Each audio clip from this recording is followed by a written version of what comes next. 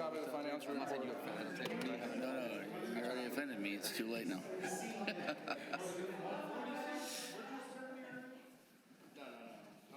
my wife will message me. It's live on Facebook. She's like, I'm like, just don't make fun of me until I get home. Not during it. I'm gonna text my wife, tell her it's live on Facebook.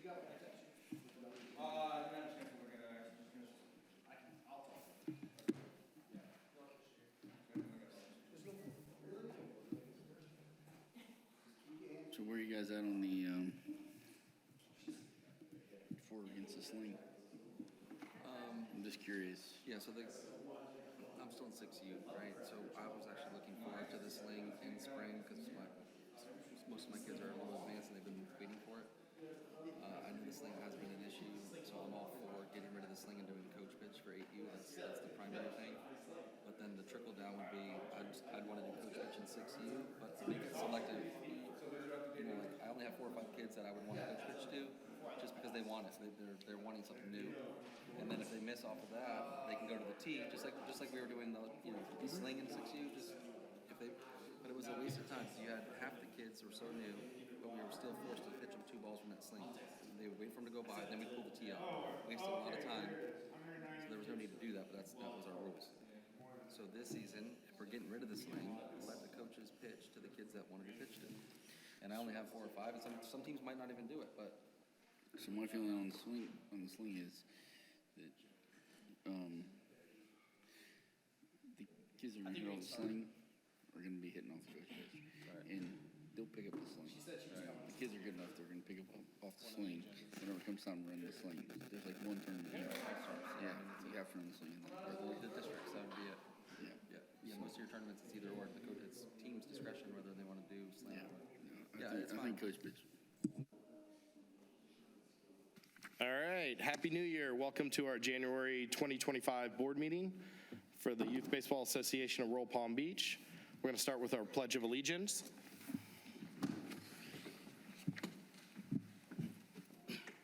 I pledge allegiance to the flag of the United States of America, and to the republic for which it stands, one nation, under God, indivisible, with liberty and justice for all.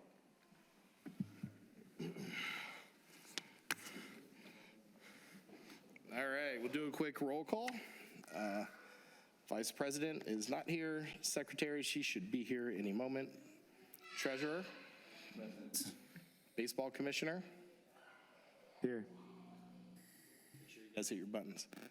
Softball Commissioner, he just had surgery yesterday or today, so he'll be back with us in a couple of days. But nothing too serious to my understanding. Member at Large John. Here. Member at Large Joey. Member at Large Ryan. Okay. Awesome. So I'm going to ask for a vote to put in our previous minutes. You guys got those earlier in the day. Would anyone like to second that? I second. All in favor? Aye. All right. I'm going to skip around on the reports here. If you're okay, Ed, I'll let you go first, and then when Jessica gets here, we'll come back to myself and Jessica. No problem. Basically, nothing too much has changed with the accounts over the last 30 days. I left everything on here because I knew we were going to have some new people today for expenses for the spring, and also some expenses that have not been paid yet for the fall season. Payne has not been paid yet. So that's one also. That's our only outstanding bill at the moment. Payne. In the village. Oh, Ron, you guys got to get with the game, man. I'm joking.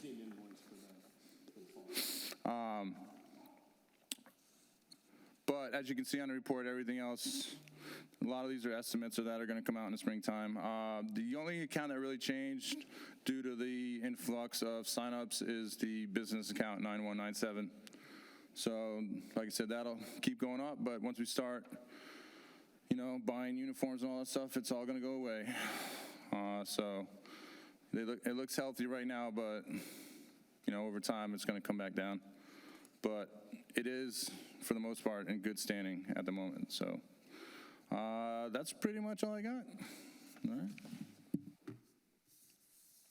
All right, thank you, Ed.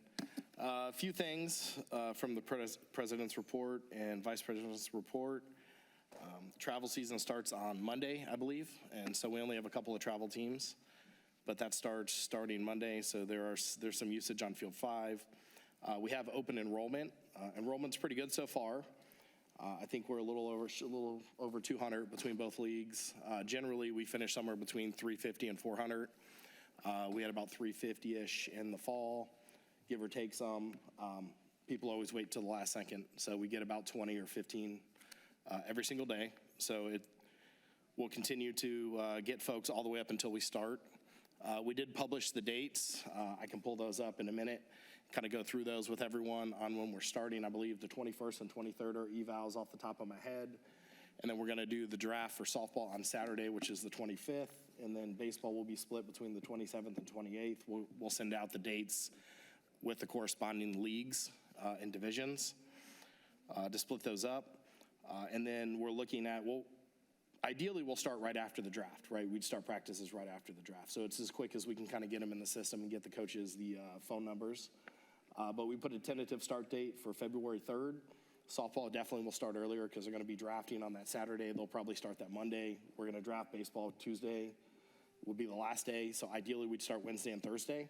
Just depends on how fast we can kind of pull that off. That'd give us about 3 weeks until opening day, which we have scheduled for the 15th, Ron. So if you could ask our dignitaries if they would come and participate there. What did we say, 10 or 10:30, Brandon? I believe it's 10. So we'll start our opening ceremonies, opening day. We're going to change that up a little bit. I'll let Brandon maybe talk through some of the ideas that we're going to do there for opening day. But we'll have opening day, and then we'll have some activities and then probably some games in the afternoon. Some partnerships, if you guys aren't aware, this is a big benefit to us. It might not seem that way, but it helps keep our costs down. So we have HCA hospitals, primarily Palms West. They actually donate all of our soda product for us, so Gatorade, water, whatever. So that's a huge cost that comes off of us. Chevy, our local Chevy dealership, gives us a sponsorship every single year. So I just got 3 brand new catcher's gear and about 10 tees from them, which is a big expense if you guys have ever bought catcher's gear. It's a couple $100, $400 for a good set. Dick's normally gives us a sponsorship. I'm just waiting for her to send me that information. All these things help. They help kind of lower the cost so we don't have to use that money that comes in on that in addition to the sponsorships. One thing that I think I sent it to you guys. Umpire fees are going up a little bit, right? So that always helps incur the cost. I sent it to the board. If you guys look around to our fellow leagues, we're probably one of the cheapest in terms of overall.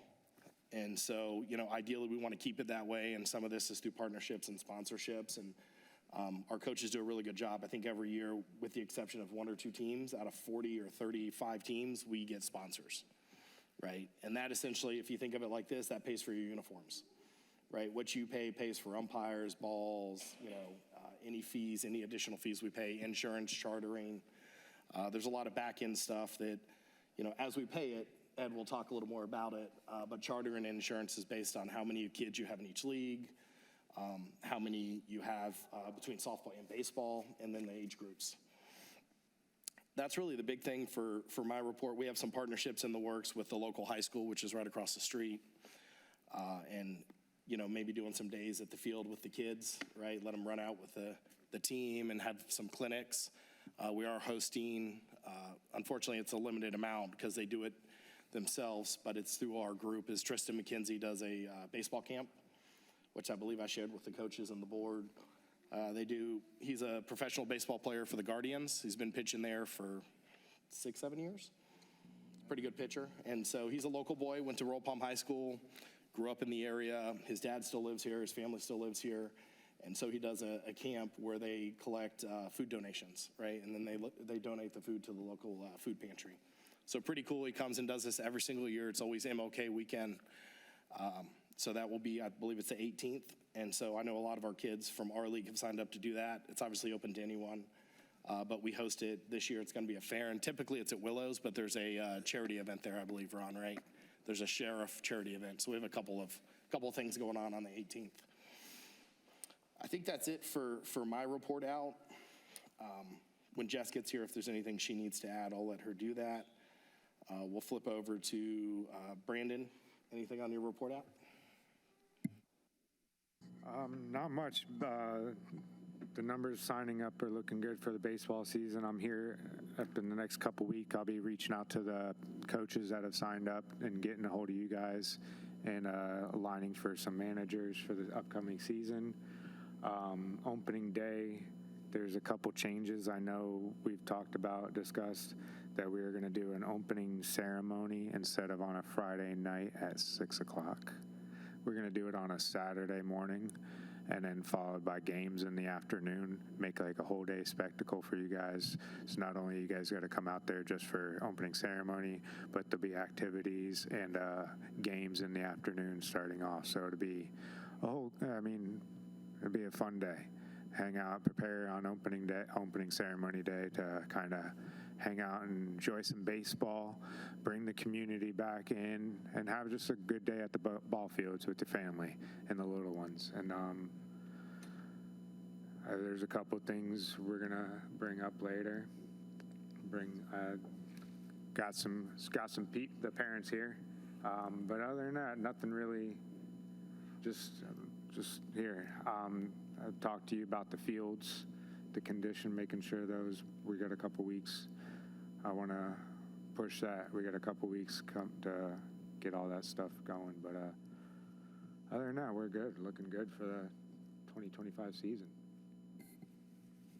Thank you, sir. I did notice, Ron, they did a lot of work on field 2, 3, and 4. They actually cut the field, so they cut the infield grass out in the lap. Mm-hmm. Yeah, I know they cut 4. They had cut 3, and then they had lined up 2. And they've also done work on 5.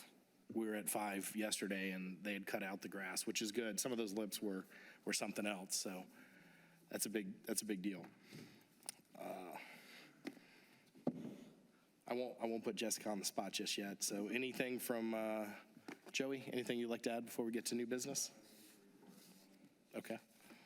Mr. John, anything on your end? Okay. Now we'll put you on the spot. Just replying to emails and keeping up with all the correspondence. I signed us up for the Green Market. So this Saturday we'll have a table. And I don't know if anybody else wants to come and, I don't know, maybe come talk, hand out tablets or something. People can sign up right on the spot. I know we had talked about possibly getting a banner just for future sign-up purposes and stuff, for just advertisement. Nothing else. Yeah, kind of tack on to that for the folks that are in the crowd too. Any additional community activities, that's something that we'd like to focus on. Different things we can do with the park. It doesn't, it's going to revolve around baseball a little bit, but it doesn't have to. So any opportunities that we have to be involved in other areas, we've talked with, ideas of trunk or treat or Easter egg hunts or, those type of things that we can actually host at the park. We just have to go through a permitting process with the village, which generally is pretty simplistic because since we already have insurance and coverage with that. But just food for thought in the future, right, as we're thinking through different things to help grow the league and be involved in the community. And we do a lot of those things already, kind of behind the scenes. All right. Well, I guess we're done with reports. That was pretty quick, guys. We'll take it. Make a motion to vote in the reports. Second. All in favor? Aye. Aye. All right. I don't think we have any old business that we tabled last time. Old business. Speed limit signs in the parking lot. Well, we skipped him. I'm sorry. We need to go to Ron. Yes. We've been rusty. Yeah, just like to. Or speed bumps. Or like an advisement to slow down because there's kids in the area. I don't really see like a lot of advertisement like to slow down. Yeah, or even speed bumps, probably right around where the bathrooms are, where the basketball court is. Because that's where the kids generally just come shooting out from behind the tennis courts. I mean, luckily there's no blue on the tennis court anymore, so I think that helps. I have a 3-year-old that's a runner, and anything to help slow people down in the parking lot while I'm trying to pull a wagon, a chair, a baseball bag, 2 other kids, and a cooler, and a speaker, and a banner, and baskets. There you go. So we'll turn it over to you, Mr. Ron. Any updates on your end? I know there's been some field work. Yeah, we don't have too much reports today, but yeah, I reported all the you guys' complaints about the fields. They pretty much been taken care of, or if not, they end up doing it. However, we do want to know the start date for you guys for fall baseball. Do you know the start date and the evaluation date? Oh, the evaluation date? Yes. Sorry. So yeah, evals are going to be the 21st and 23rd. 21st. And I can send you, we did a graphic we posted. I can send you the graphic. But the 21st and 23rd are going to be evals. And then if we could trouble you for a room on the 25th, I'll send this to you too. Okay. But the 25th, 27th, 28th, I believe. And I'll send you the times. Okay.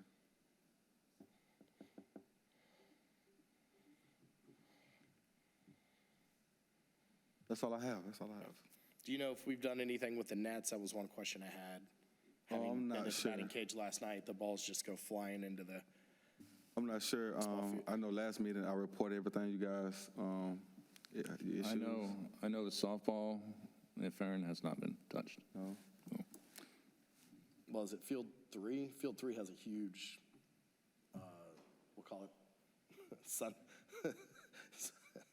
vent, right? I don't know. But They're bad. They actually just need to be thrown away and redone. yeah, just some of the netting.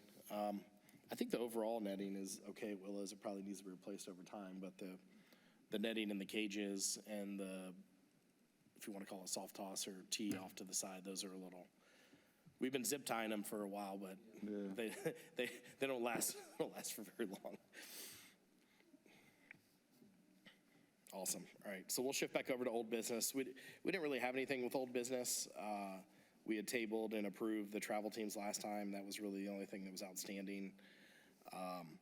So we'll turn it to new business. New business about the sling and 8U? I'm waiting for one of these guys.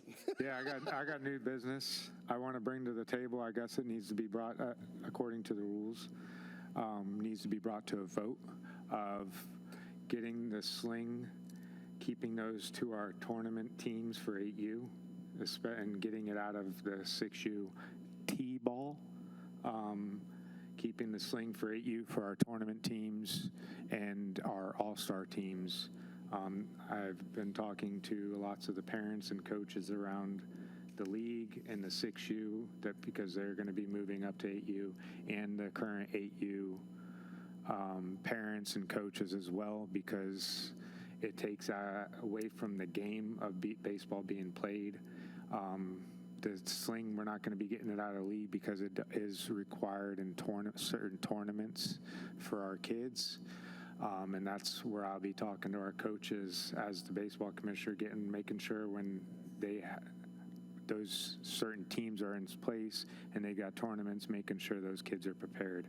But I want to bring to a vote whether you guys want to hear from I've got parents here that I got here that you guys can listen to them. But I want to.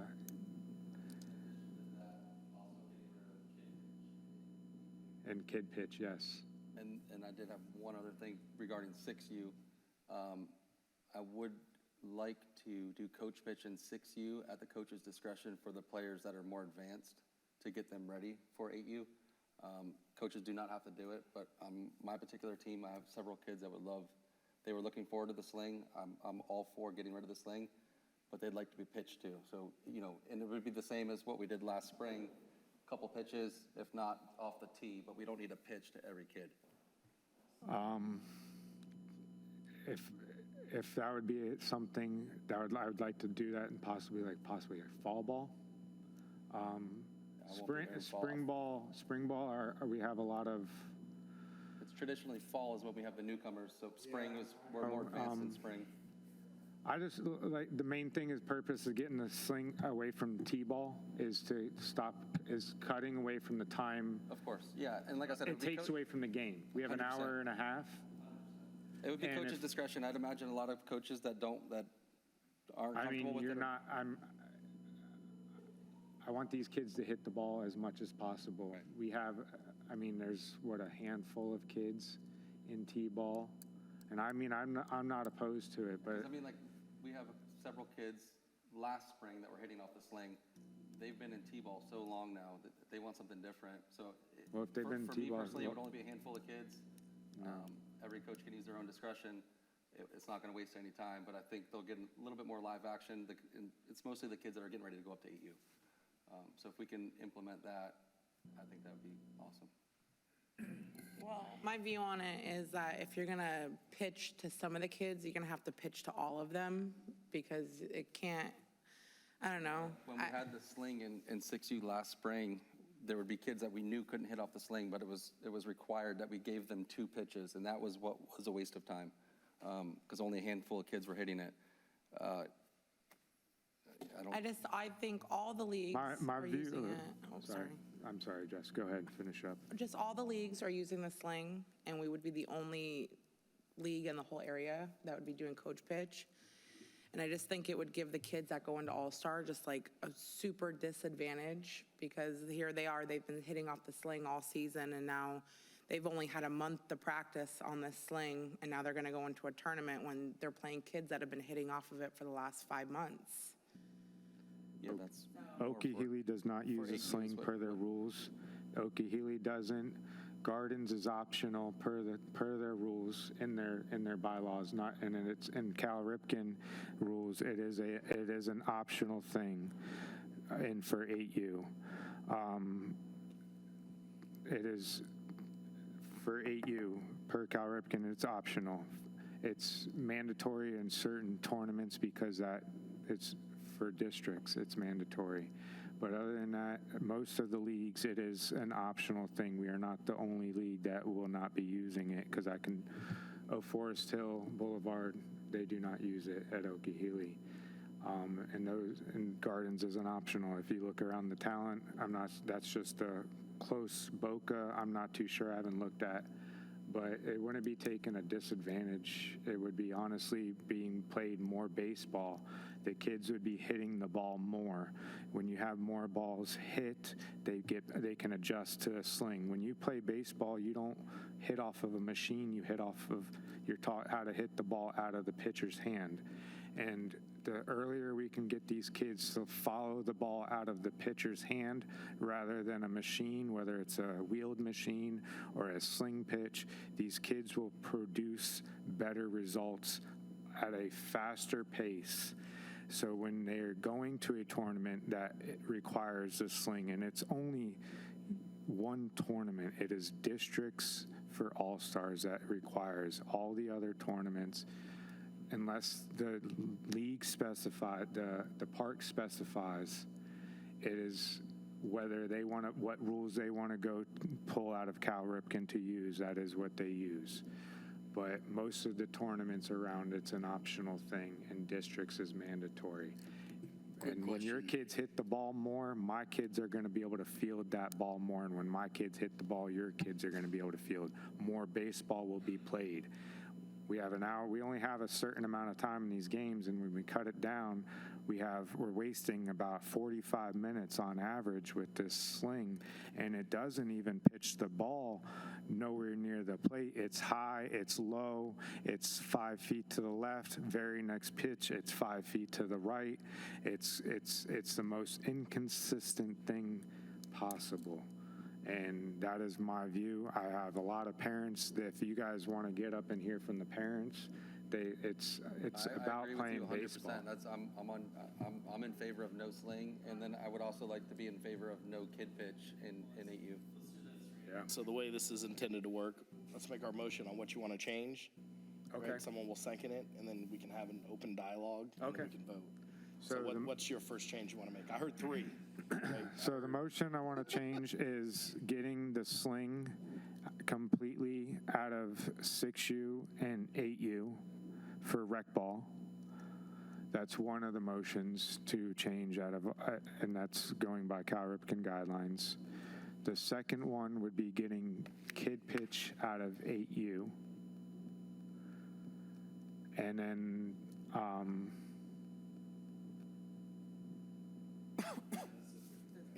yeah, The 6U, 6U, 8U, and then kid pitch in 8U. so we Those want are the to three replace things. the sling with coach pitch Coach pitch. in both leagues. Well, the 6U would go back to T-ball. Only T-ball. It'd be T-ball. That's another motion that he would have, Let's- he's got an idea. Let's start with your too. 8U one, because I think that one will be a little more straightforward, right? So So you the want a sling- motion to remove the sling and A motion right now to remove the sling in 8U and go back to coach pitch for 8U. I second. discussion around that. I mean, I believe the crowd is in favor of that, right? I mean, I'm one person, but I don't agree. Yeah. It's consistent.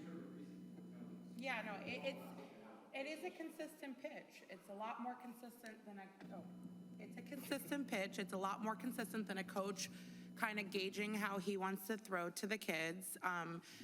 What you're saying, how it's going all crazy positions and directions. My son played 8U for 4 years, and we never had that problem. If the coach knows how to put the ball on the sling, the ball is going to go in the direction that it's set to go. And all the tournaments that my son did 8U All-Stars for 3 seasons, and not one time in the 3 seasons that we did All-Stars did I see a coach pitch. It was all sling. Every season, every tournament we went to. Not one team was doing coach pitch, even if it was optional. Not one team was doing it. Yeah, so to clarify for everybody, like our local league, theoretically, we can follow what rules we want, right? So we have pitch counts for the older age groups, which are different from Babe Ruth. We allow slings and kid pitch in the same league. That's not something that normally happens. We allow drop third strikes in 10U. We allow open bases at the second part of 10U, right? Part of this is in preparation to get them ready for the next league. To Jessica's point, I think the only concern is anything, if it's official Babe Ruth, you're going to have to use the sling. There's no coach pitch, right? If you go play a travel tournament or, you're playing local stuff, generally they give you an option to use the sling, to do coach pitch. Some of them do kid pitch, actually. There's actually an 8U kid pitch World Series. So, there's options for that. But locally, we can decide, which is what we're determining now, to say, hey, we can remove it with the understanding that you guys know when you play in a formal Babe Ruth or Cal Ripken district, you're going to have to use the sling. So you're going to have to get prepared for that over the summer. Motion is for the rec It ball. might be more. Yeah, it might be more. And my motion right now is for the rec ball season. It's not for the travel and the tournaments. That we don't write the rules for the tournaments. We're a guest in someone's house to a host of the tournament.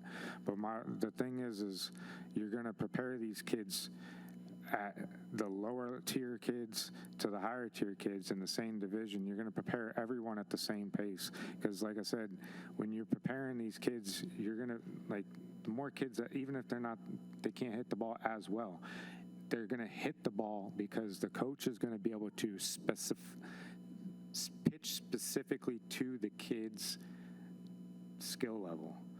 And the kid that's at the bottom is going to be able to hit the ball. His confidence is going to grow. And as the season progresses, the coach challenges the challenges. But when you have when you have an 8-year-old that just signs up for baseball for the first time, you're never going to see that kid again after 8 weeks once the season's gone, because they ain't going to come back. I've seen it happen numerous times. I've talked to the parents around the league, and that's my motion. I mean, I brought it, he seconded it, let's vote on it.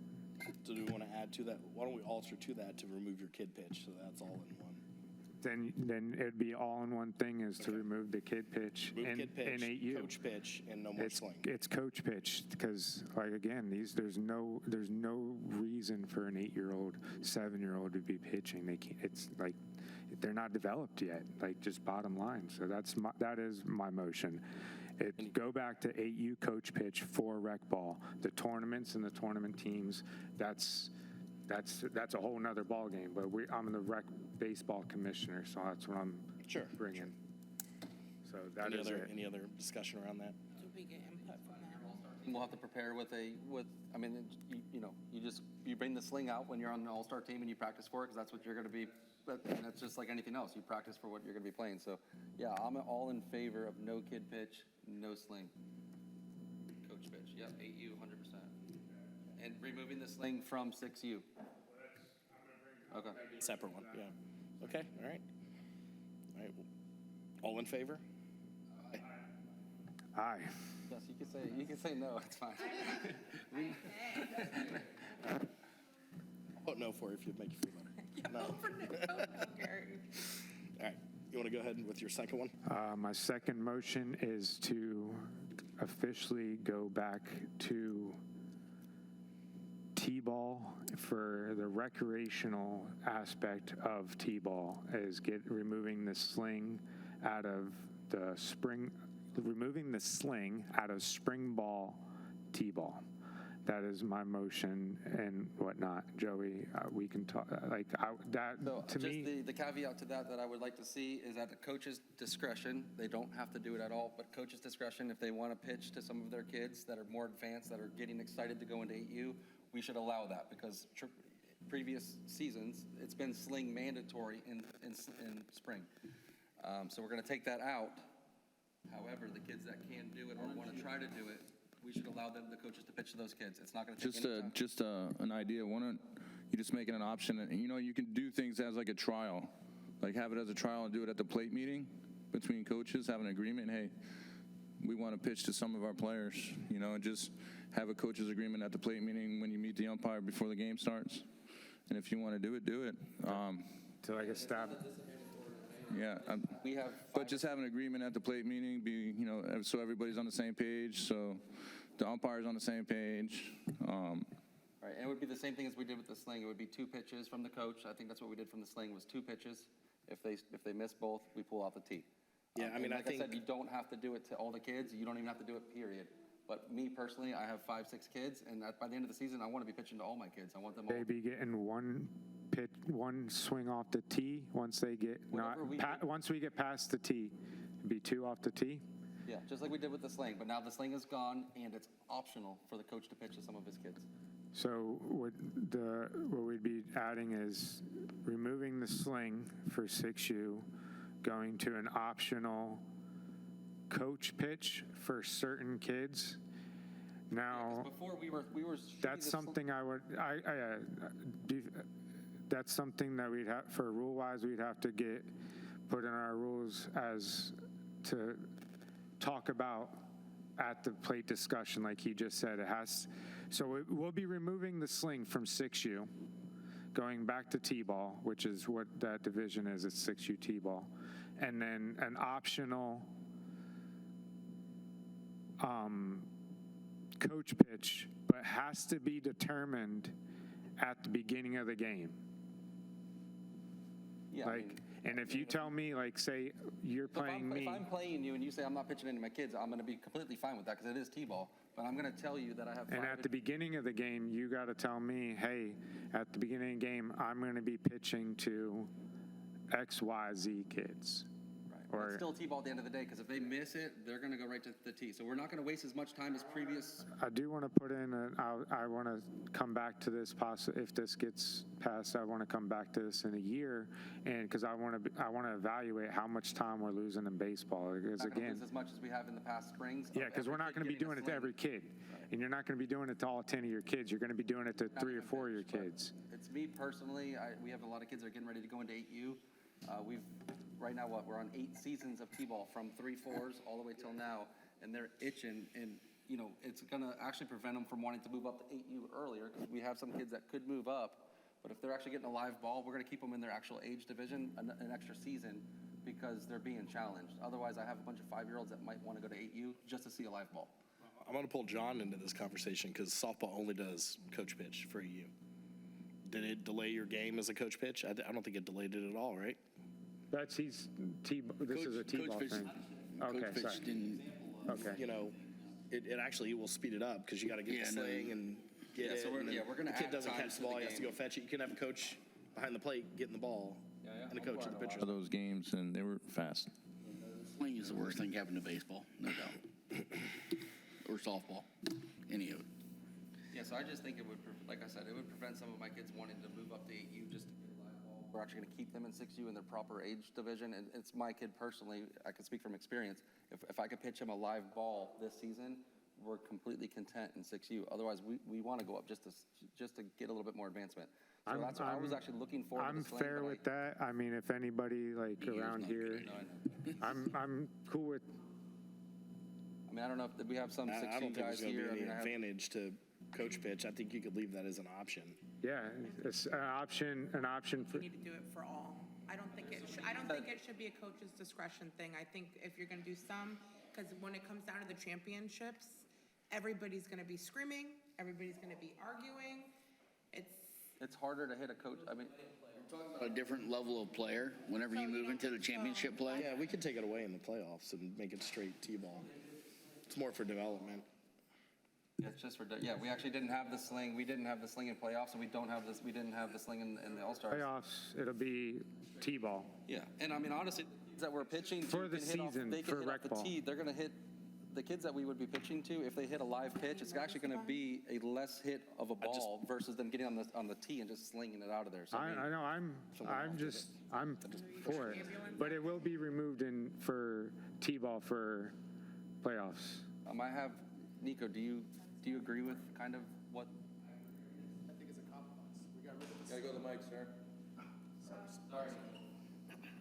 I agree. I think it's a compromise.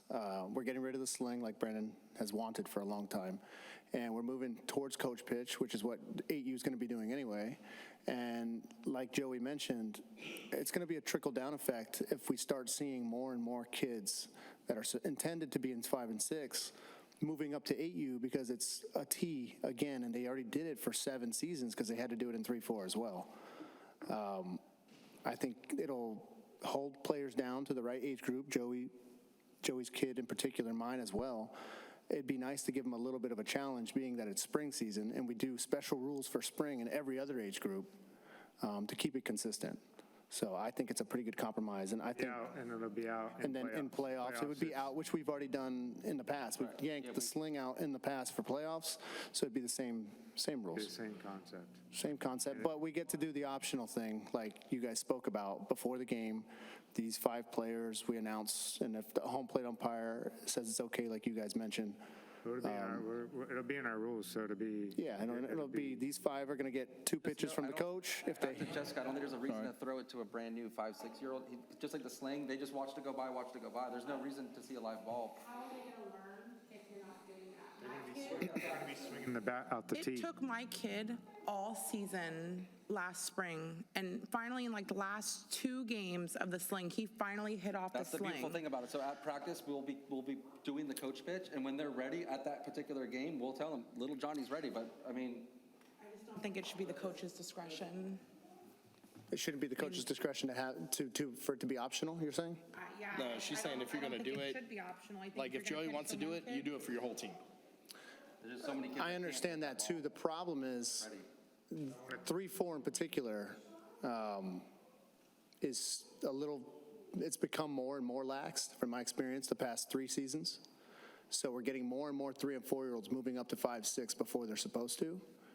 Those kids have no business hitting a moving ball. They've only played 1 season maybe of 3-4. Well, then they shouldn't be moving up. But that comes, they're not keeping score, everyone's fun, there's no outs. It's making 3-4 not competitive at all. And any When did that parents- happen? That happened 1 year ago. Last spring, it changed. 3-4 shouldn't be competitive. We tried it out, and I've had a kid in 3-4 for the last 5 seasons, and it's the same. It's like herding cats. You're not going to get them to pay attention. I mean, I've done 3-4 now 7, maybe 8 seasons in a row. I've been a coach for 3-4. I've seen both sides of the way they played.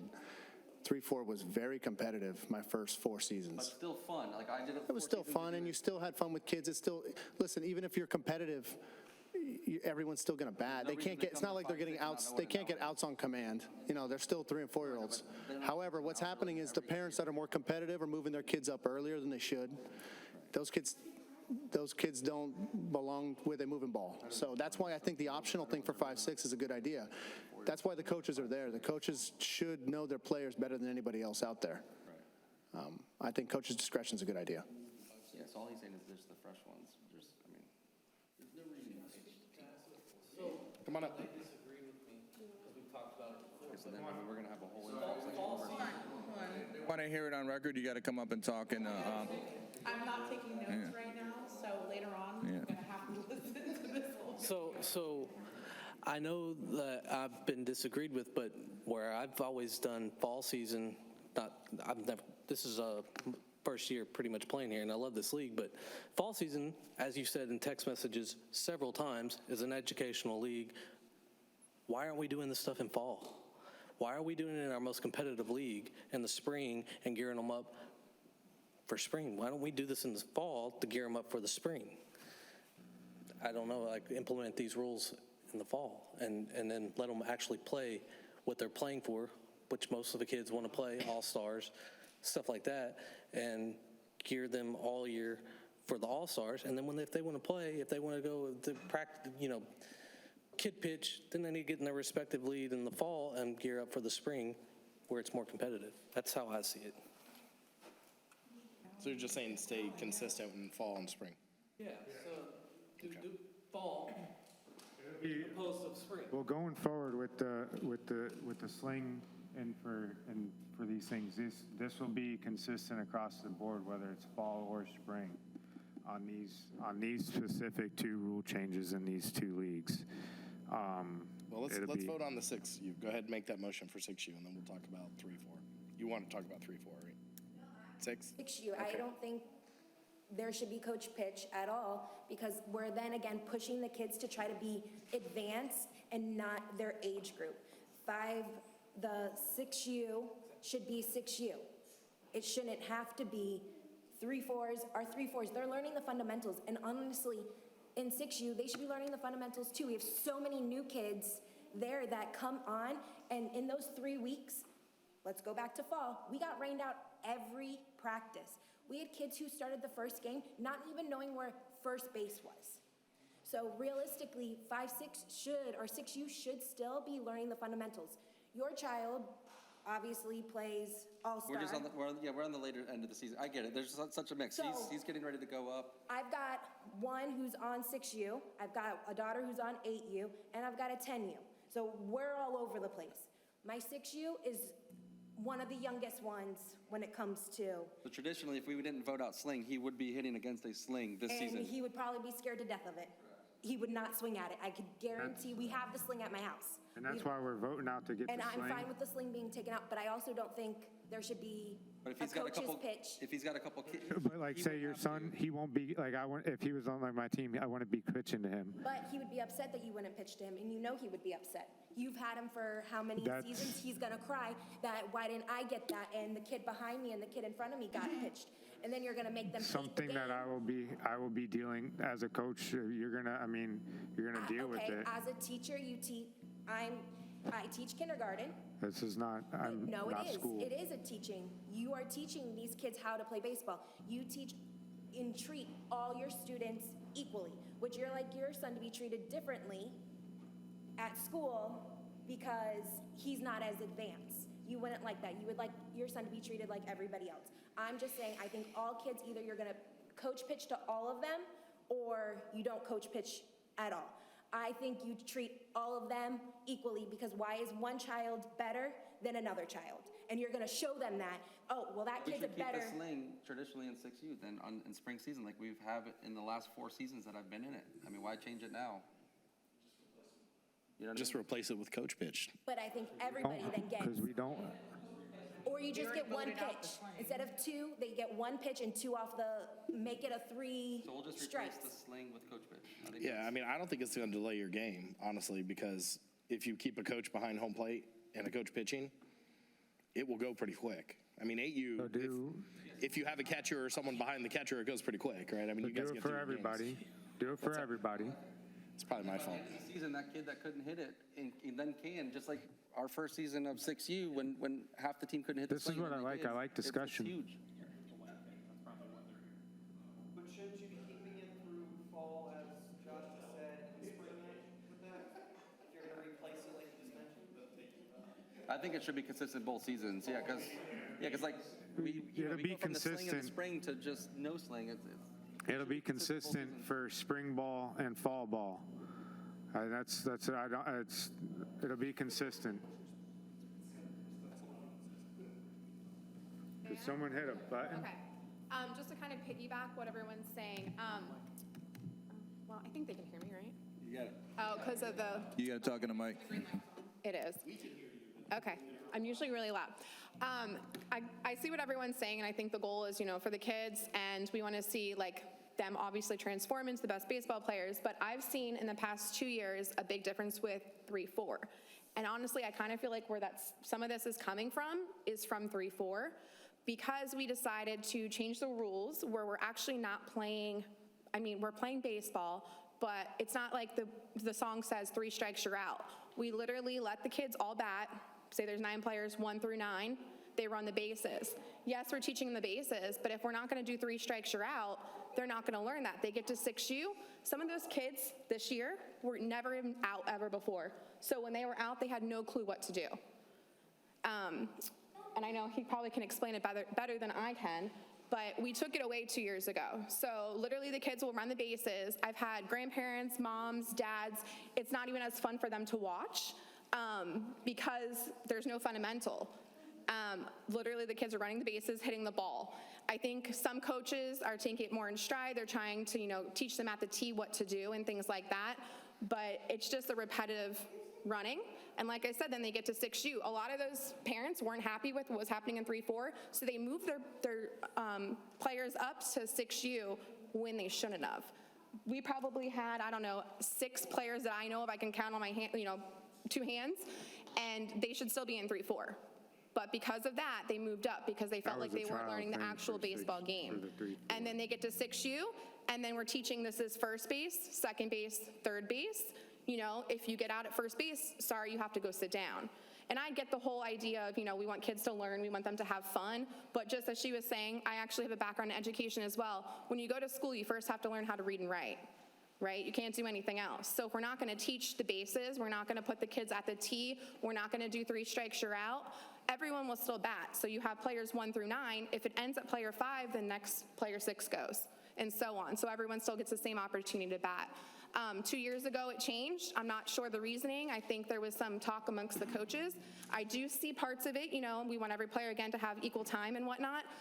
But I think it's hindering their growth, and it's denying the chance to know baseball when they get to 6U. Then when they get to 6U, they'll be more prepared, more advanced. They can probably, maybe, possibly hit off a coach pitch. And then if we're doing coach pitch in 6U, and everyone, I agree it should be everyone also, sorry guys. If everyone's doing it, then they get to 8U. They have the opportunity in 6U to have that coach pitch. Then in 8U, they're also prepared because they had a little bit of it in 6U. So I feel like that trickle effect is going to be better for them. Again, 3-4, I think, is where it starts. We, trust me, have half the team that knows what they're doing and half, you said, like herding cats. But I think with the structure of actual baseball and teaching baseball, it's going to change the whole game, and the kids coming into 6U are going to be so much more prepared. That's all I have to say. Brandon, I don't think we formally changed anything. I think we just need to. The 3-4 was just a trial thing, and that's enforce what we already have, really. That exists, right? Yeah, but the 3-4 was just a trial thing. We didn't change anything on the books. It was just a trial thing. With the parents that are here tonight, their kids are probably a little more advanced. And, you guys are the parents that your kids are doing well in baseball. And we're talking about 3-4 baseball. These kids don't even know how to tie their shoes. So I think we keep in perspective, 6Us that don't know how to tie their shoes, so I think if and that's one thing in baseball nowadays, that's changed since we were kids, whenever travel didn't exist. So you had a much, where we're talking about having 300 kids, this would have been 600 kids whenever all the travel kids were playing rec baseball. So now we're talking about, some kids that, maybe are moving into travel, and some, so there's advanced players playing with not advanced players. So we're dealing with a wider range of abilities. So it's not so concentrated on, the 6 kids that can't hit, the 6 kids that can hit. We're trying to accommodate everybody, and we're trying to get more people involved in the rec league. Where I think, you learn the fundamentals in 3-4. You're still learning the fundamentals in 6U. You are still learning the fundamentals. We're going to have brand new kids in 8U. We're going to have brand new kids in 10U. I was a 16U coach, and I had brand new kids in 16U. So I think that we keep that in mind with whatever rules we're changing. As far as the sling, no sling, I'm 100% for coach pitch, letting them, feel the pitch coming from a pitcher. I hated the sling. 100%. I hated it when my kids were playing. But I think that as parents, as coaches, as administrators, whatever your relationship is with this league, keep in mind that we're going to have brand new kids at every single age group that we're bringing in this league. So just keep that in mind whenever you think about, you can't generalize anything. So back to basics for the 6U. Can I make a motion to replace the sling with the option, with the sling with the coach pitch for 6U? Second. I think we've had a lot of Oh, sorry, I didn't mean to do it. conversation around that. Yeah, I think he did that intentionally. well, I think it would pass either way, so. I think we get caught up with worrying about advancing them to the next league. It's just like, why? Why are we focusing on, if you're a 6U, we're focusing on T-ball. We're going to learn the fundamentals of T-ball. Then we get up to 8U, those coaches need to be teaching them the next set of fundamentals. Not worrying about putting them up into the next league, and then the next league, and then the next league. It's way too soon, Yeah. way too early. Why are we doing that? It doesn't make any Even sense. in school. That's sometimes onto the parents, like Joey just mentioned. If you're advanced, you move up. They're going to What be do you hitting do off off the the tee, tee you move from up. high school, and even the professionals, they hit off a tee. So a lot of these kids come in, even my son thinks, he's like, I don't want to hit off a tee anymore, I'm 7 years old. Well, you become a professional baseball player, Freddie Freeman's hitting off a tee, so it doesn't matter. So to, like, second what Josh just said, it's like, you tell them, we got to go straight in the coach pitch or in the sling pitch and keep going, moving up, moving up, moving up. You're in T-ball, hit off the tee. Otherwise, you instill in them that the tee's not important anymore. And I think at the 8U level, which at least my son played this season, there was no tee involved at all. In practices, they should still be hitting off the tee in 8U. Talking fundamentals, they should be hitting off the tee in every level. That doesn't exist anymore. Until the day you stop playing baseball, you should be hitting off. You should be hitting off a tee until the day you stop playing baseball. You should be using the tee, 100%. Exactly. Like the tee is the best thing that's happened to baseball. It's there. You don't need nobody to pitch. You can get your swings in, and the more times you swing the bat, the better off you're going to be. I'm Coach pitch at the 6U level and saying, at 6U, I would love to get rid of the sling out of T-ball completely because it doesn't. I would love to get it, but I'm trying to compromise. But like I said, I'm willing to. This is why I have you guys here. Me personally, I would love to get it out of 6U. If your kid's advanced, you want to move them up to 8U, move them up, but let them go be humbled there, or have them play as division and have fun playing T-ball, play all-stars, and move up. That's the way it's been. So, I understand where you're coming from, and I do. Listening to you say that, I do agree with you. I want to get it completely out. I do get wrapped up in this stuff with our own kids. 100% I agree with you. I'm just, since I started my son 3 years ago, I've just watched, this is the way you guys have always done it.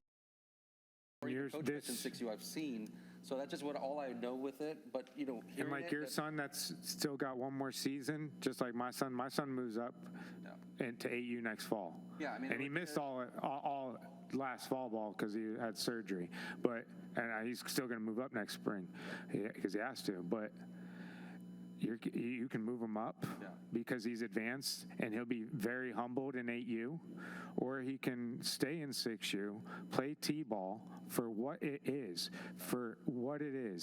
And when you're as you being a coach, those kids that you want to pull off and pitch to them at practice. We work on them And work with them and whatnot. But when it I'm all comes for down to the removing the game, sling from 6U is because I'd rather have a game of T-ball, be a game of T-ball. Coach pitch, I'd rather have it be a game of coach pitch and whatnot.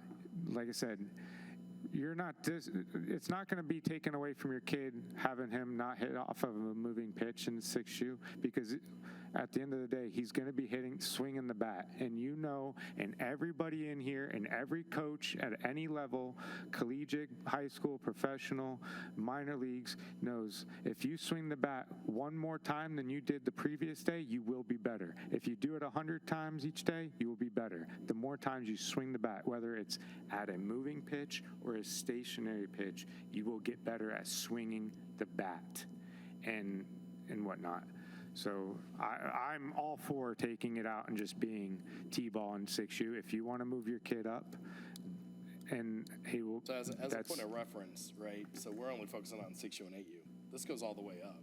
If you guys will notice as you go further, because we have other rules in 10U and 12U that are advancing them to the next division, right? So I think it's part of a bigger conversation. Do we remove all of those, right? The reason why I'm focusing on the younger is because that's where I've seen that that is the future, but certain things I haven't got that far into it because I'm new to, like I said, my son is 6. So if anybody has older kids that wants to bring it to my attention, I'm willing to sit down and look at certain things that it was. But like I said, these things will advance the younger kids because they will be better off and more prepared. And as they get older, it's a trick. It affects everything as these kids move up and whatnot. And I'm not trying to take away from anybody that has older kids in the league. I'm focusing on what I know and I've seen, and I know that it will progress the kids talent-wise and their progress as they get older, as a young. And I'm kind of focusing on that because that's what I know right now. Well, I'll say this, the things that we do to help the kids progress to the older leagues has helped my kid he's in 12U now. Every step that we've taken to help these kids progress to the next age level has made him an all-around better baseball player each time he moves up. So, I mean, that's where I'm looking at it from what we've had in place. These changes that I'm talking about today will continue these changes will continue the progress at in my eyes, a far more advanced pace. It'll be a lot faster. These kids will be going back to playing they'll be playing the game more. If you have a PlayStation and you look at the game and you just look at it, that you're not gonna get better at it. If you're playing the game or it's a board game, if you're not playing it, you're not progressing. So when you have these things, you're not playing the game. You're taking out of the time of the game being played. Removing certain things will make you play more of the game and progress them. That's all. That's what I'm saying. So the motion. The question is coach pitch or no coach pitch. The question is, I'm for removing it out of T-ball. Yeah, we already did it for 8U. Going back to T-ball, going back to the basics of T-ball, playing T-ball. My motion is to remove it out of T-ball completely. The sling? The sling. Yeah. Well, let's vote on the sling because we already got that part. I'll second that. All in favor? Aye. Okay, sling's gone. All right, so now the question is with coach pitch. So to add coach pitch that's to the T-ball? question. Correct. Do you want it in T-ball? I don't want it in T-ball. So do you want a motion to remove coach pitch and sling entirely out of T-ball? in T-ball, so it doesn't matter. We don't have We're coach removing pitch the in sling, T-ball. we're We removing just the sling. removed the sling. So that removes coach pitch as well? Or, I Yeah, mean, well, since that's it was never the there? question is coach pitch, right? I mean, part of the, I think the, You guys have always had the sling, and you said it did benefit your child. And my kid's first season in 6U, when he was 4.5 years old, he had to hit off of a sling. That's what we came into. I was new in 6U, the sling was coming. At the end of the season, my whole team was hitting off of it. We did see it, but then it went back to T-ball. You know, All-Stars was T-ball. You know, so it is what it is. But I did think it was cool seeing the kids that couldn't do it progress. They were able to do it at the end. I just thought if you guys were going to get rid of the sling, just replace it with the coach pitch. But I also heard the crowd speak, and they don't agree with it. So, you know, I'm a people's person. You can't compare each one's kids. My kid played fall season T-ball. There was no sling. Then went into the next season, there was a sling, and I was like, what the hell's this? Right, it's weird. And then you go back to no sling again. Now what he does, he still hits off the sling. I mean, that didn't help him. That T-ball season didn't help him. Out of curiosity, so back when my son played T-ball 12 years ago, we had coach pitch in 6U. Yeah, We were pony back in the day, and then we went to Cal Ripken, that's when the sling came along. Right. And they still, all these years, they've still done either coach pitch or sling in 6U.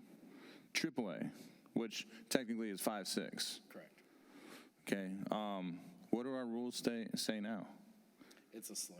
It's a sling. Spring season, Specifically for spring. yeah, and it's still Spring sling. season only. Yeah, but T comes out after the sling. You get 2 pitches off the sling, then the T. Then 2 slings off the tee.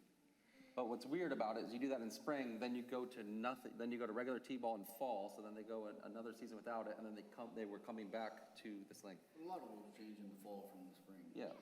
There's no. But like Josh was saying, it's almost opposite though. It's almost opposite. You know, if fall's a learning thing, then that should be when, you know, you're implementing I think it's probably because a lot more aggressive players play in the spring. in the fall. I want to remove it completely. For fall or spring. Right. It should be the same across. Yeah, because it's weird. Correct. Because then parents are arguing with the umpire and coaches. Right, and they're on the wrong season. Right. Because it changed. Right. Yeah, I agree with it being consistent. I don't know if this is something a workshop, we'd have to actually like sit down and figure it all out. But that's why I was saying with the coach pitch, but I understand you're saying like if I'm only pitch. All of them should get it. Correct. I can keep it, but all of them get it. Right, even if it was 1 or 2 pitches, just so they can see it, I think it's cool, but I know you're against it, and, you know, we all can agree to disagree. I want the sling out. I want the sling out. The sling is out. The sling's out, but Them seeing a ball coming at them and So what you're, what, I 100% get it. I actually kind of liked it last season with the sling. I prefer coach pitch. My concern is that there's so much focus in the practices when you've got 1 hour, because it's rec league, it's not a travel team. Right. They're practicing maybe twice a week at most, and then you get rain in Florida, and you come out there and all you're doing is practicing as the coaches, and this is a coaching conversation, obviously, that you're focused so much as a coach on, oh, they got to learn. Yeah, we wouldn't really, it would be more of a game situation. I think with Nico, when our first season of sling, we didn't really practice the sling at practices. We kind of learned on the fly during games, and some kids either got it or they didn't. And Implemented it into practice towards the end, about halfway through. yeah. But it was never our concern. Our concern was always T-ball. But it's cool. It is cool to see a kid that can't do it at the end. And then when they do go to 8U, you know, it's not something so foreign to them. It's a bigger discussion, because if you take the advancement of the next age group, throwing coach pitch into T-ball, you take that out, but you leave all the other age groups with their advanced metric before the next age group, doesn't make any sense. It should be consistent through the year. Kid pitch What I'm in saying- 8U, and 10U they go to kid pitch. Those kids who's practicing pitching. I mean, my son was hit by a ball almost every game from another team. He was literally scared to death going up to that plate. Yeah. Hit on base percentage. They're not learning how to pitch. That's why we brought you on. Yeah, they're not doing, yeah. So yeah, it's, The cheek first practice. You should keep the advanced, you should keep the coach pitch in there for 6U. but like she's saying, they're taking kid pitch out of 8U, which was getting them prepared for 10U. So it's almost like, That's been done? yeah, we voted on that because Conversation about a physical Yeah, it's minimal though. I mean, it kills most of the game. I mean, it could be the kids. Like when I said the coach's discretion, it could be the kids. If every kid wanted a pitched ball, let them have it. If they don't want it, they just go to the tee. Talking about taking the time away from the game, I mean, Yeah. trying to get a kid rid of it. But we were doing the. There's a lot being discussed here between the sling and having it versus coach pitch and kids pitch. Those are two different things. My kid's an 8U. He's a pretty good ball player. He can't pitch. He's got a strong arm, but there are no kids that I've seen in 8U that can pitch over the plate consistently. So in my opinion, that's a waste of time. They're not ready. Even if they do move up to 10U, they have 4 seasons to learn how to pitch. They don't need to go out there and pitch the first season. The sling is a separate thing. If you guys want to move it to coach pitch, I'm not a big fan of that because as a dad and possibly a coach, I can't throw it over the plate. I'm sure these guys can. I can't. So I'm going to stick with the sling when we're at practice. But as far as kid pitch in 8U, that needs to go because none of the 8U kids can pitch. We did take that away. To your point of advancement, I mean, that's why it was put there years ago. My only concern with that in particular rule, and there's some other ones that we can talk about, but I don't want to go down rabbit holes here, but it does take away from the game, right? Because my 8U guys was to take at least the first half of the game to get through 2 innings of kid pitch or sling, right, if you're in 6U. I mean, it does kill a lot of the game when you could just kind of move along a little bit quicker, so. I think coach pitch in 6U would be, that's going to speed it up way faster than that sling. Oh, of course. I mean, you were only playing 4 innings. Yeah, except for All-Stars, yeah. Yep. So there's no sling connotation anymore. I think the sling is out. Yeah. So it's coach pitch, so. And kid pitch and for 8U is out, right? Did we vote kid pitch 8U out? Okay, so that's out. He's out. So you Kid would vote pitch, it's coach pitch only. coach pitch in. Can't wait to go to our first tournament game. Allow a coach pitch in 6U at all. Whether we go. Yeah, and honestly, I got 1 season left. Maybe we might even go up to 8U, who knows? But, it's going to affect the future guys. For me personally, I would like to see coach pitch. There's not many 8U guys here. My counterpart Nico's here, and he's a baseball player. So I would say you should put a motion whether to allow, And then we have a 6U, so I mean, would you be okay, would you be all right with coach pitch in 6U, or you wouldn't want to see it? I don't mind it, but it needs to be Across the board? Right, okay. You're gonna add it, all the kids get it. Yeah, just like the sling, just like what we were doing with the sling. And fall and spring, would you say? So that way it doesn't disappear? Right. I love it.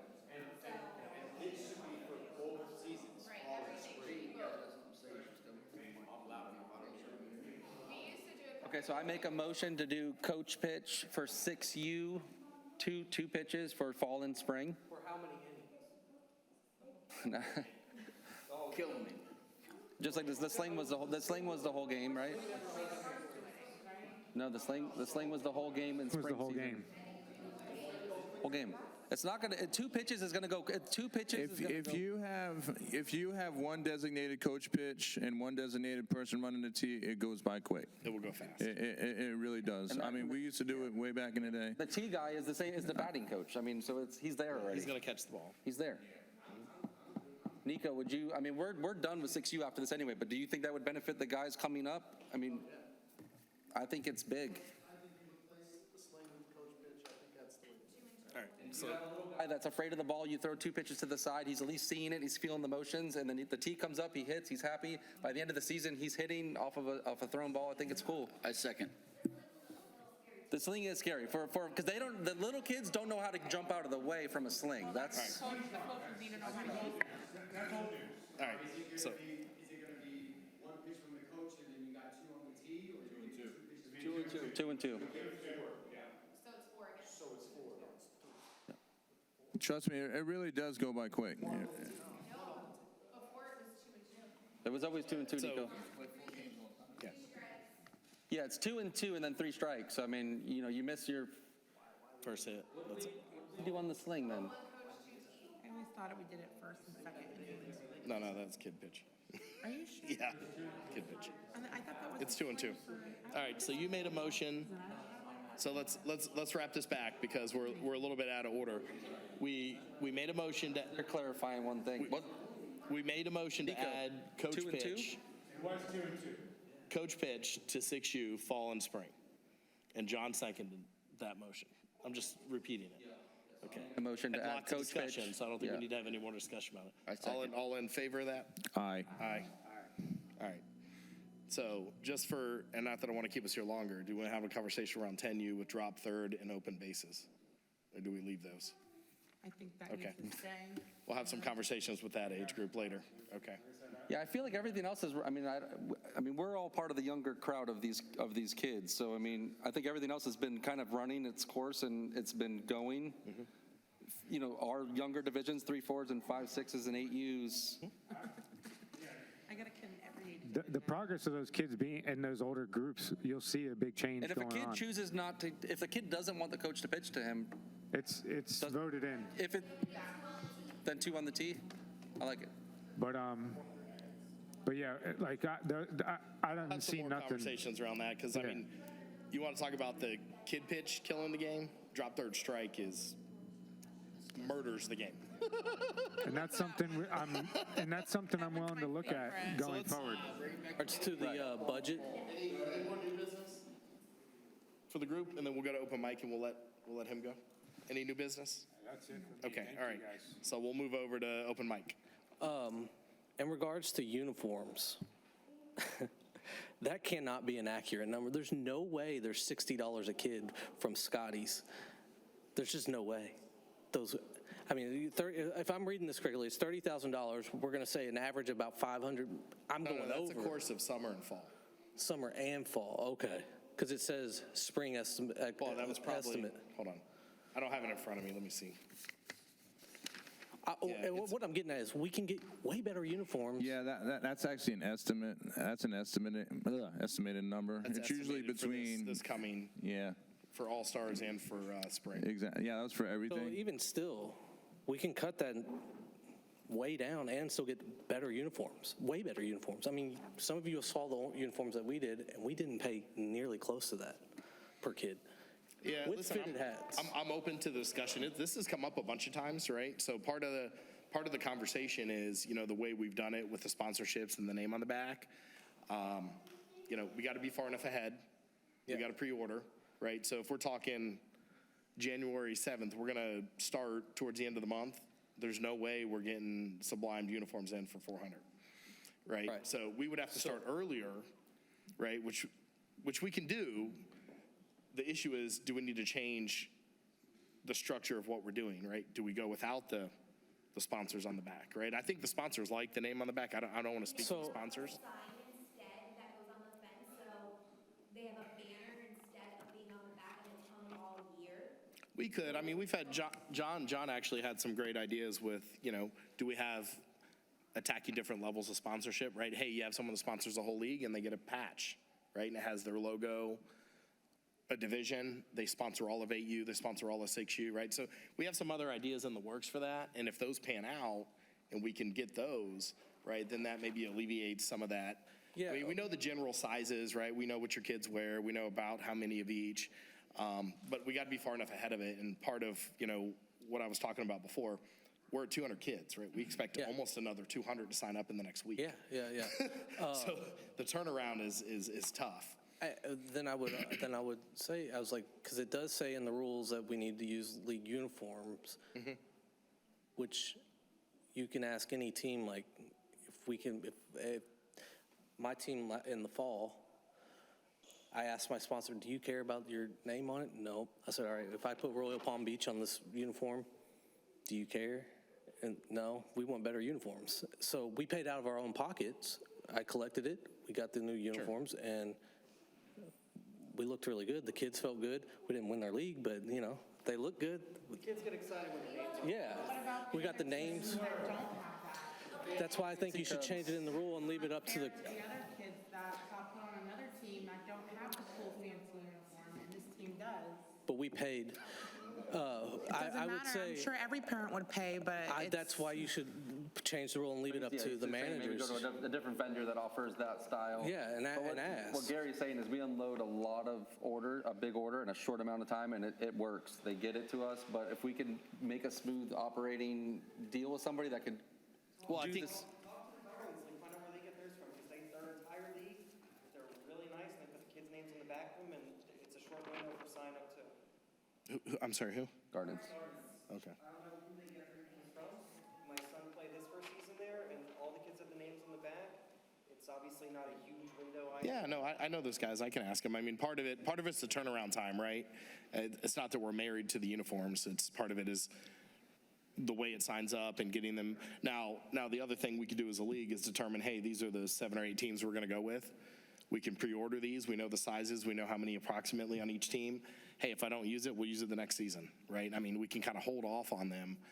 We got to have enough of a buffer, which is where the treasurer comes into play here, right? Because you're going to have to pre-order these, right? There's no way we're going to be able to wait until the 21st and order these and get them for the beginning of February. It's just never going to happen, right? For 400 or 500 uniforms.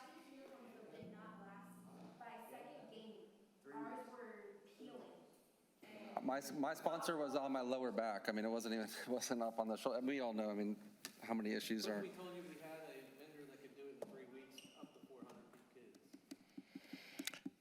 You could put 1 or 500 logos on it. It's the same price. Sure. You could put one number, or your name, his name, her name, everybody's name. And they're nicer. Make a billboard out of it, and it'll still be the same. My nephew, he owns his own company. And It's a big one. Sure. Rip prints. you guys order from, We ordered from last season, it's just because I know how it is. Yeah. Yeah, I think it's a bigger conversation around sponsors and how to look at those. I've been trying to figure out where, but it'd be toward like going along with John's suggestion and tailgating off of that and kind of putting the two together, and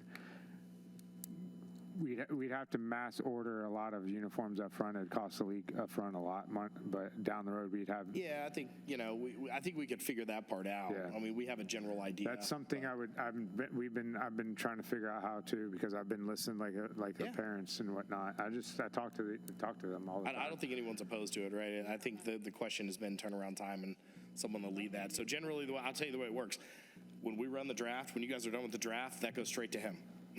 I mean, it doesn't get any quicker to him, right? And he has the sizes, how many are in each, and then if we add a player or two after, we add them kind of ad hoc. Like a week to do sponsors, because then you're rushing. Yeah, and then, he generally has the uniforms done pretty quick, right? And this is, again, the old style of doing it, but he'll add the uniform or the sponsor that last week. How But, long have we had him as a business partner? yeah, and he's been a business partner for a while, so A long time, so. like us, That's another conversation where we're ousting somebody who's been a partner. yeah, that I don't doubt. Like, well, why not at least? In the past, this past season, Mike peeled game 2. After I watched him game 2, he did not press them long enough. I'm not disagreeing with you. Trust me, I wash 3-4 uniforms every day. Yeah, we look great. They did. Yeah, I think that's, I think we're open to the conversation. We just got to figure out logistically how to pull it off, right? So let's for argument's sake, say we're 200 kids right now, right? We know where we think we're going to land. If we're short or not on target, right? So we got to be a little more careful with that. But I think if we agree upon, hey, these are the so many teams, we're looking at doing something a little bit different in softball. It's going to be a similar style, but it's going to be a little bit different. But we got to see if he can even pull it off, right? And then that, I think, opens the door for, what do we do different in baseball? Did you have, come on up. Just a couple, I wanted to provide some constructive criticism, but first, thank you guys so much. I know it's a labor of love for you guys, and it's a lot of work, but we appreciate it as parents and coaches. And I'm happy and proud that my hometown has a league so that we don't have to travel all over the place.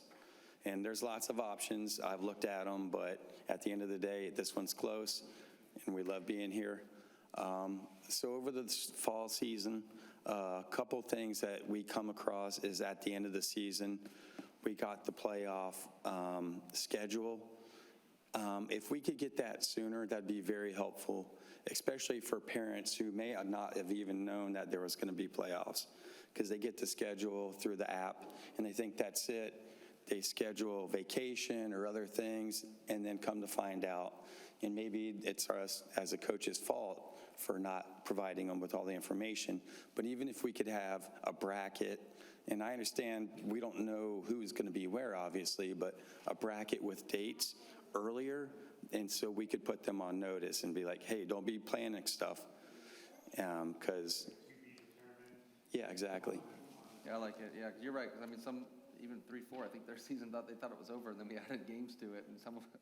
Yeah, the rain did us no favors in the fall, so that kind of screwed it up. Yeah, and you guys did a great job with the schedule. I mean, it was tough. So much rain this season. I don't know what you could do about And then that. we opted, which we thought was a good thing, but it probably add to some of the conversation that you just brought up is, normally we do single elimination in the fall. We said, hey, we've missed so much between practice and let's do double, right? Which is not something we typically do, but we said, hey, it gives us a few more games. And it extended the season a little bit, which was complicated. So, and I won't complicate it with you that we had some coaches, I think 8U was one of them, 10U was the other one, where there was issues with dates, right? So we put together the bracket, we sent it out, and they're like, oh, right? So we did our best to navigate through that, to your point. I can tentatively put something out. Right now we're looking to finish probably that first week or first week and a half of May. So back that up a week and a half, and that's when we would start, probably the end of April. So I did see the Facebook post, and it does indicate, this is when playoffs start. And so at least parents are aware that there is something else. It would be great to have the full bracket and all the dates, but I know that'd probably be, I don't know if that's possible. I'm just pointing For the younger that out. leagues, you guys can play every day, right? It's the older leagues that get more complicated with pitch counts and how much they can pitch and all that stuff. But 8U, 6U, theoretically, I mean, they have to go in order, right? Which is, I think Nico and Joey, we had some conversations with the brackets. We were like, no, but you got to play that game first, right? And then move on. But yeah, no, it's points well taken for sure. And then the other thing was to the thing where it was changed to double elimination. I mean, I appreciate that. We like that. But when it comes to the last game, the championship game in the fall, I think it's, in my opinion, absurd to play 2 championship games. And especially when we have kids who are at the field during the week till past 9 o'clock and then have to go to school. So my recommendation is, if you are going to do double elimination in the future, in the fall, we just need 1 championship game. And if we could have that game on a weekend, which I think it originally was, but there was a conflict with the coach, then Sure. that would be a lot better. Well, in dialogue with that, so one of the, and this came up, with our 16U game. So for championship games, there's no time limit, right? And so I think what we want to be cognizant of, to your point, is if it's a weekend, let it play out, right? And I think we could make that a rule. That's no issue. But I think if it's a weekday, that we can expand the time limit. So if it was an hour and a half in 8U, yeah, or hour 45. So we can say, hey, it's a 2-hour game max, right? You're going to start at 6:30, you're done at 8:30. In theory, right? It might go a little bit shorter, a little bit longer. You'll But we actually put a- see we put a time limit to it. without that sling. Oh yeah, it'd go a lot faster. I mean, we literally played a 3.5-hour game. I had to beg the village to keep the lights on till almost 11 o'clock. Oh, wow. We played a 3.5-hour championship game in 16U. It went forever. We thought the game was never going to end. I was begging them just to make everybody bun so we could lose. But no, I mean, to your point, I think if we do that, if you do double elimination, it's double elimination. But I think we can put some time limits to where the kids aren't there late, especially the younger kids. The older kids, I think, are used to that regiment. But that's the number one complaint is, the later practices or games or whatever. And then the last thing is kind of towards the village and the fields. I thought the fields were okay, the fields themselves, and I did see where some painting was done in the bathrooms in between 1, 2, 3, and 4, and that actually was a big improvement in the floors. But the drainage was another major issue, and I know we had a lot of rain But that's why drainage structures are there, but they're not working. Every time we go to the fields, it's flooded. The kids are playing in that. I mean, it's not necessary. I don't know what the issue is, but it probably just needs to be pumped out or cleaned. It's been fixed. Between Field 2 Okay. and Field 1, it was Yeah. horrible. We had it at one of our other board meetings, that it has been addressed. You're right, I saw kids And swimming in it. It was disgusting. it's not unique to that area. I mean, 2 years ago, John, 2 years ago, we had what Yeah. would be a warning track, which a canal going around the outside of Field 3. So if the ball went anywhere near the fence, it went in the water.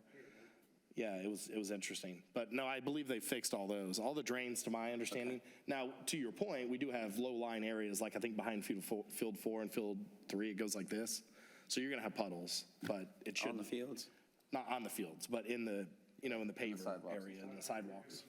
But it was, what he's referring to was. Yeah, I mean, there's a bigger, Field- there's a Field bigger 2 and issue 1 there. were- The was pretty bad for a fields are while. higher than the sidewalk, so all the clay washes onto the sidewalk. Ultimately, it's a poor design. I know they're not going to redo it all.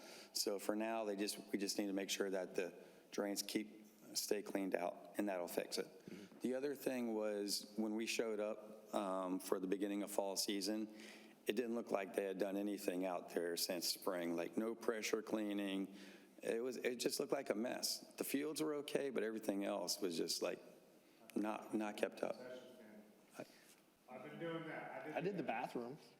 So, just asking for a little bit more. I know that spring is more, but Yeah, I'm I a mean, I don't know resident the regular here, maintenance lived here schedule. 13 Ron- years, grew Ron up might in the know area, that. so I would hope that the village would have a little more pride in those fields, because Ron, do they you have guys are doing Do we great. have a, What they do, like, where they come out and pressure wash, like, every, 8 months, or that he doesn't. would we be able to set something Now, like that? and I'll throw this at you guys as well. I mean, this is something we've toyed with, is if we have a sponsor that can do some of these things, it doesn't have to, we don't have to exchange money. They could say, hey, we'll come clean your thing and we'll hang you a banner and put you on a t-shirt, right? We can in-kind exchange, barter. So if you guys have folks that, hey, do painting, and we can go to Pressure washing company. Ron and say, hey, we want to, yeah, I mean, for a while, and I just got to get a design, there's that weird wall that blocks the bathrooms, right, for a long time. And so we've posed like, hey, let's paint a beautiful mural there, right? So clean it up a little bit, freshen it up.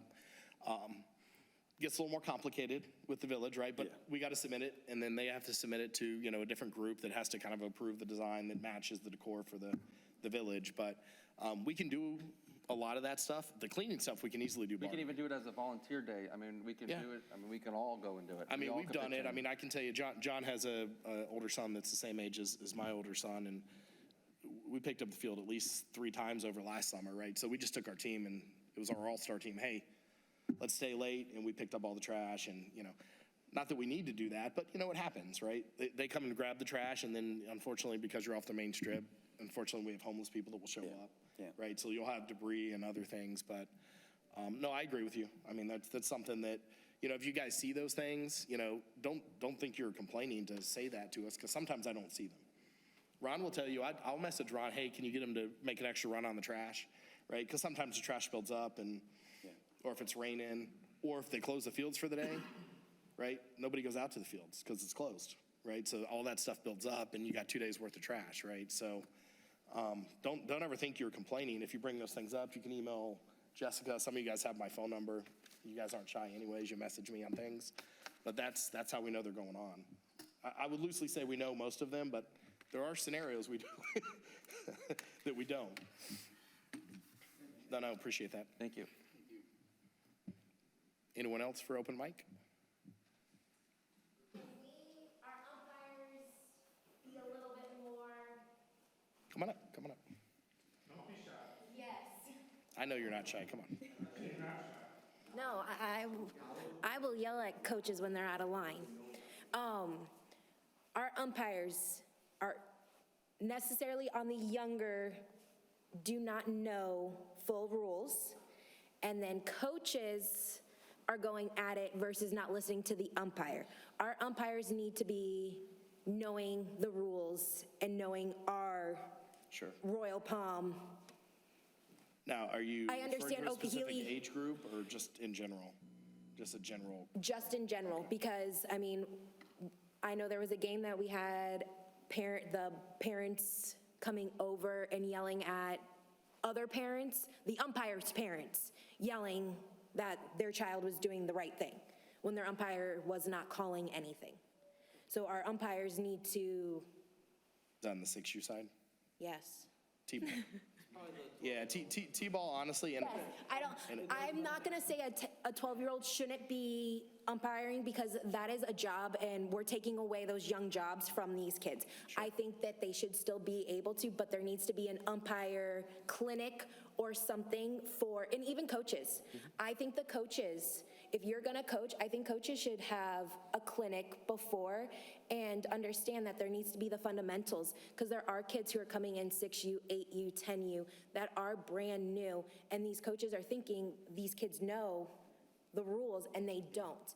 I think all the coaches and the umpires should be somewhat, oh, here's the rule book, we're going to go over this, not Yeah. just, oh, you're a I coach. don't disagree with you. I mean, one of the struggles we have, and, you know, we have a guy that, we'll call him an assigner, I guess is a better way to put it, right? So he assigns the umpires to the games.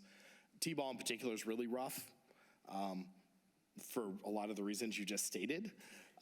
You know, not because they're young, but just because of the back and forth, right? And I know we had a lot of our kids that came through our league that umpired a lot of those games.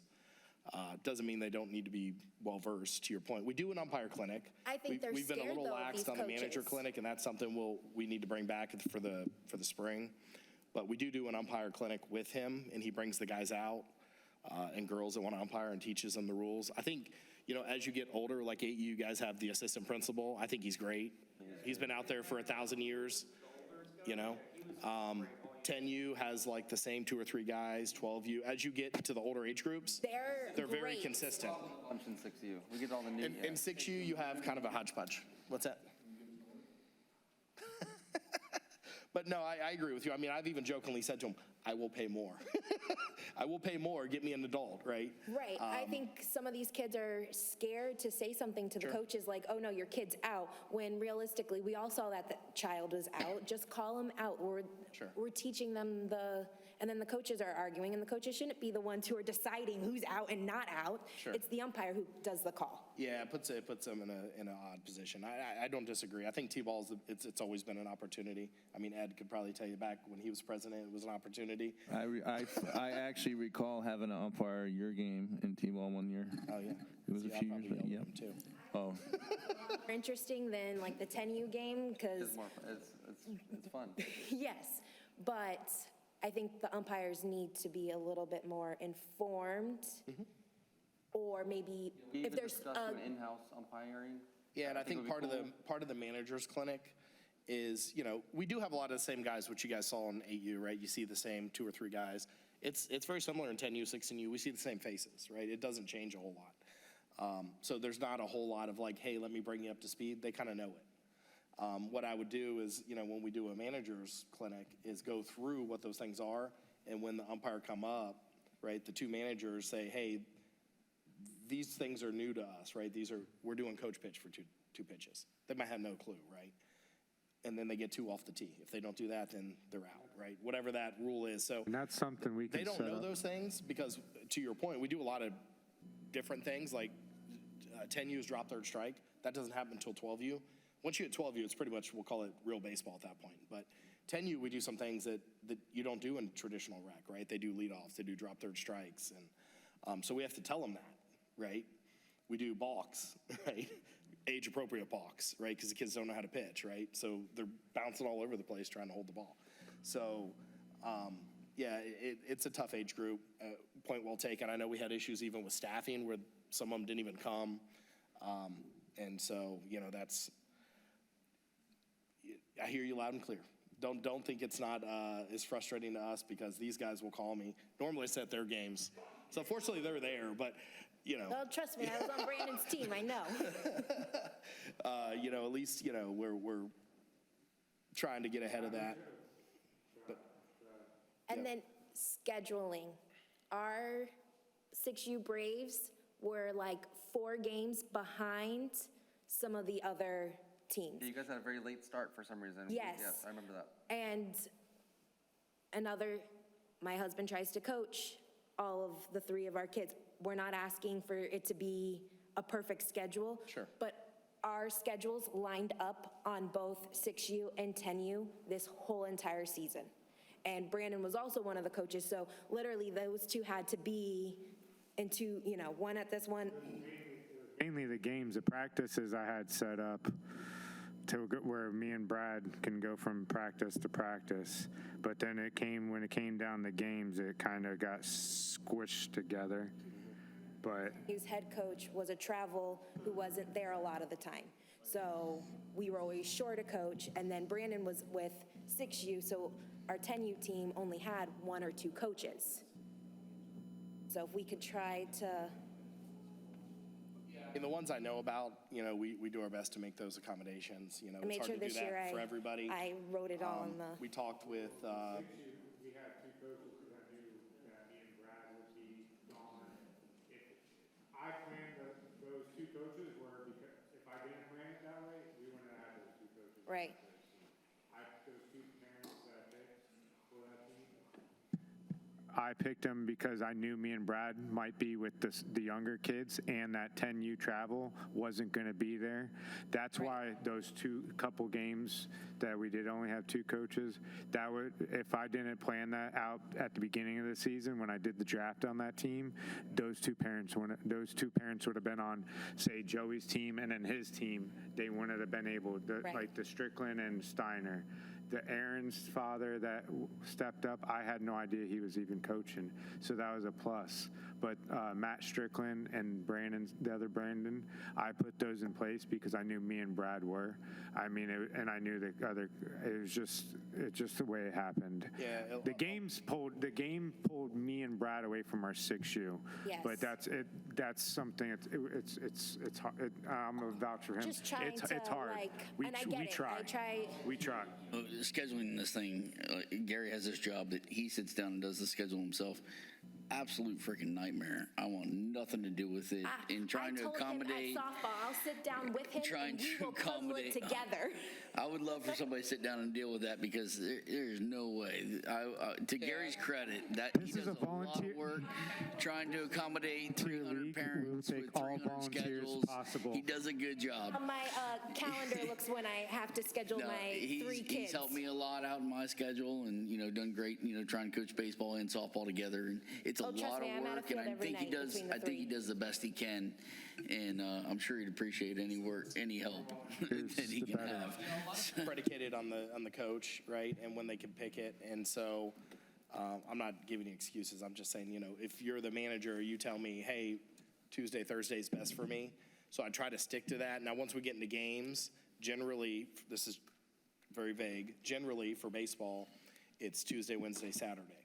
Right, and I'm trying to do that on purpose and work with Steve on the softball side to say, hey, if you have kids that play in both, that maybe he does games opposite, right? So you might have to drop your kid into practice and come back to him, but you can go watch the game, right? You don't have a softball game and a baseball game.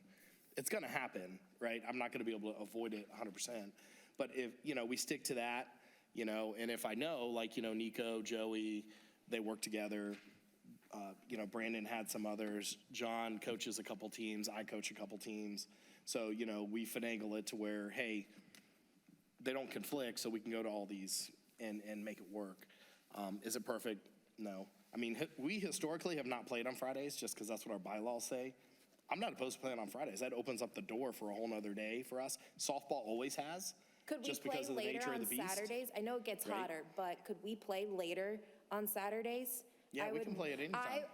I would rather my son play a 2 o'clock Saturday game than a weekday game and staying there and not getting to bed till 9:30. Yeah, so some of the other leagues only play Saturday night. Yeah. Yeah, listen, I'm not opposed to Friday nights if we think that's a good option. Saturday, that's good until the rainy season hits. I would rather play at 2 o'clock.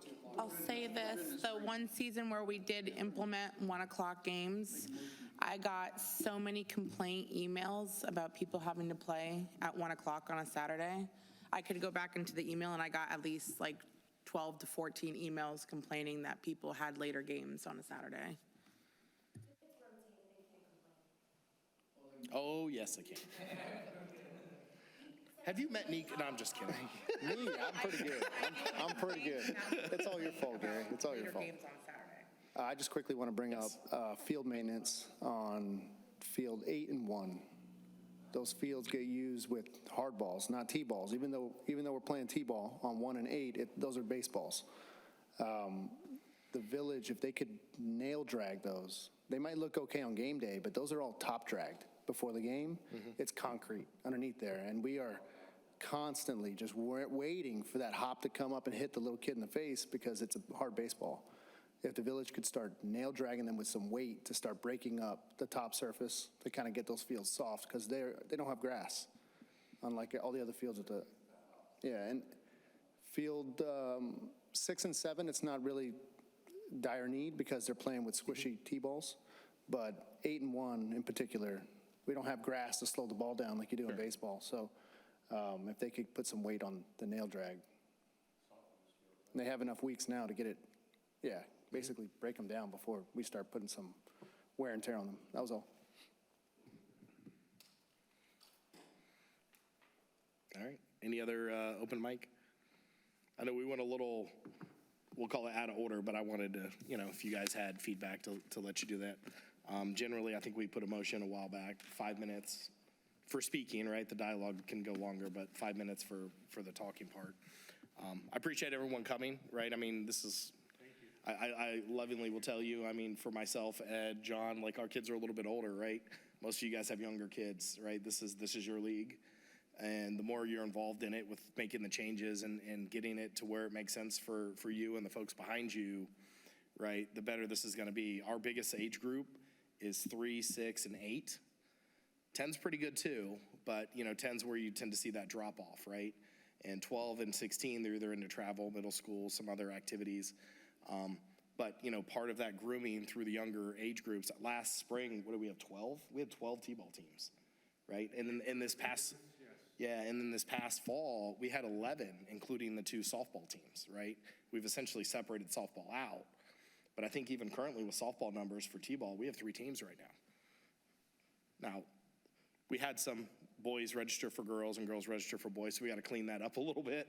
But, that younger age group, which is where most of you are in this room, I mean, you guys are the ones that are going to kind of go through different age groups here, right? So as you see these things that make sense, or you're like, hey, let's make that change, we can make those changes, right? Or bring up those things that need to be altered, because that's what it's all about, right? All the little things you try to do on the back end, it's hard to communicate all the things that we do. We do our best in the board meetings to talk about those, but we're by no means perfect. I don't love the schedule, but I have it down to an art in terms of how to get it into the system quickly. I do send it to some of these guys as another set of eyeballs. I'm happy to have help, so if you want to look at it too, I'm happy to build it out and send it to you and let you take a look at it. But there's a lot of little nuances that go with that. One of them, we talked about timings, right, for the kids. For 8U, I think you guys have an hour of practice, right? So as you get older, it's an hour and a half. Yeah, so I think, those are things we can think about in the future too, right? Because now we got our field space back to some degree with softball playing at Farron. If you guys played last spring, and I think a lot of you guys did, we were super compressed. If you missed a game or a practice, I had no place to put you. Nico probably asked me 1,000 times when he was helping with the other age groups. I'm like, I don't have any place to, I have no field space, right? So now we have all of Farron, which essentially is turned into the softball complex, which is what it was originally. And, we have full access to the fields there. I moved T-ball to field 1 intentionally, so you guys had all the same, the same bathrooms, you're close to the concession stand, everything's close. So if you have multiple kids, right, a 6U and a 10U game, God forbid, show up at the same time, you can walk across and watch both games. 8U, I kind of feel like you're on an island. 6 and 7, but you're kind of on an island anyways. I can't really change that, but what's that? Field 2 is 8U now? Yeah. Oh, but I moved 6U to field 1, and then I was alternating between 8U and 6U. Hey, it was back in the day. It was the 8U field. That's where my kids played. My kid played a few 8U games on it. But any other closing remarks? All right, awesome. Hey, go ahead. Second, all right. Appreciate it, everyone. Thank you.